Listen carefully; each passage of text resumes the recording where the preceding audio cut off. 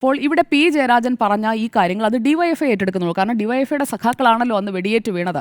5 പേർ അവിടെയും അതിനുശേഷം 3 പതിറ്റാണ്ടിനിപ്പുറം സഖാവ് പുഷ്പനും. അപ്പോൾ ഡിവൈഎഫ്ഐ പോലും ഇന്ന് ഡിവൈഎഫ്ഐയുടെ പ്രതിനിധി നമ്മുടെ ചർച്ചയിലടക്കം ഉണ്ടായിരുന്നു. അവർ പോലും ഈ ആരോപണം ഏറ്റെടുക്കുന്നില്ല. കാരണം റവാഡ ചന്ദ്രശേഖറിന്റെ സർവീസ് ചരിത്രമടക്കം മന്ത്രിസഭാ യോഗത്തിൽ വിശദീകരിച്ച റവാഡയുടെ മാത്രമല്ല മറ്റു 3 പേരുടെ നിതിൻ അഗർവാളിന്റെയും യോഗേഷ് ഗുപ്തയുടെയും 3 പേരുടെയും സർവീസ് ചരിത്രമടക്കം വിവരിച്ചതിന് ശേഷമാണ് ഈ തീരുമാനത്തിലേക്ക് മന്ത്രിസഭാ യോഗത്തിലെത്തിയത്. അല്ലാതെ മുഖ്യമന്ത്രി പെട്ടെന്ന് വന്നൊരു ടിക്ക് മാർക്ക് ഇട്ടിട്ട് അന്ന് ഇരിക്കട്ടെ റവാഡ ചന്ദ്രശേഖർ കൂത്തുപറമ്പിൽ വെടിവെപ്പിന് ഓർഡർ ചെയ്ത ആളല്ലേ, ഇരിക്കട്ടെ നമുക്ക് DGP തസ്തികയിലേക്ക് കൊണ്ടുവന്നിട്ടൊരു പണി കൊടുക്കാം എന്ന് വിചാരിച്ചൊന്നും മുഖ്യമന്ത്രി ചെയ്തതല്ല.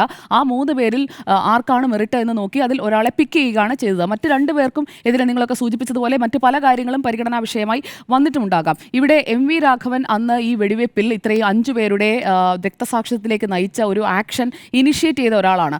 അതേ MVRന്റെ മകനോട് പാർട്ടി ക്ഷമിച്ചില്ലേ? അതേ MVRന്റെ മകൻ 2016 പാർട്ടി ടിക്കറ്റിലല്ലേ മത്സരിച്ചത്? ഇപ്പോൾ പാർട്ടിയുടെ ഞാൻ മനസ്സിലാക്കുന്നതനുസരിച്ച് ക്ഷണിതാവാണല്ലേ ജില്ലാ കമ്മിറ്റിയിൽ? കണ്ണൂർ ജില്ലാ കമ്മിറ്റിയിൽ, കണ്ണൂരിൽ തന്നെയാണ്. കണ്ണൂർ ജില്ലാ കമ്മിറ്റിയിലെ ക്ഷണിതാവായി MVRന്റെ സാക്ഷാൽ ജില്ലാ കമ്മിറ്റി അംഗമാണ്. ജില്ലാ കമ്മിറ്റി അംഗമായി സാക്ഷാൽ MVRന്റെ മകൻ നമ്മുടെ പ്രിയപ്പെട്ട ചീഫ് എഡിറ്ററായിരുന്ന MV നികേഷ് കുമാർ ഇന്നിരിക്കുകയാണ്. അപ്പോൾ പാർട്ടി രക്തസാക്ഷികളെ മറക്കുകയോ അല്ലെങ്കിൽ രക്തസാക്ഷികളുടെ സാക്ഷിത്വത്തിന്റെ വില മറക്കുകയോ ചെയ്യുന്നതല്ല. അത് കാലാകാലങ്ങളിൽ അവർ മാറ്റം വരുത്തിക്കൊണ്ടേ ഇരിക്കുകയാണ്.